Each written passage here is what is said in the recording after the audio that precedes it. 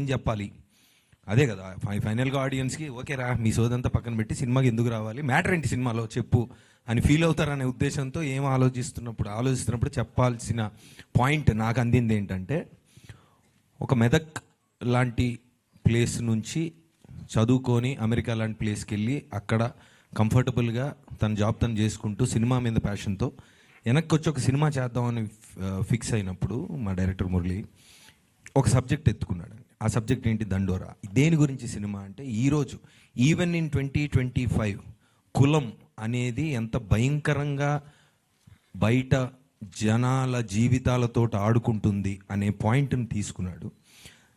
Okay ఇవన్నీ సరే, మేము ఎంటర్టైన్మెంట్ కోసం వస్తాం సినిమాకి అనే దానికి ఆన్సర్గా ఒక చావుని, ఒక కులాన్ని, ఇలాంటి హెవీ పాయింట్స్ని తీసుకొని ఇంతమంది యాక్టర్స్తో ఒక బ్యూటిఫుల్, ఒక మంచి పల్లెటూరు బ్యాక్డ్రాప్లో, ఒక రూరల్ బ్యాక్డ్రాప్లో ఎంటర్టైనింగ్గా చెప్పాడు. అంటే ఒక చాలా పెద్ద పాయింట్. ఇప్పుడు ఈరోజు మన సమాజంలో ఉన్న వన్ ఆఫ్ ది బిగ్గెస్ట్ భూతం అనుకోండి, దాని గురించి ఫస్ట్ సబ్జెక్టు అలాంటిది తీసుకోవడం చాలా రిస్కీ ఐటెము.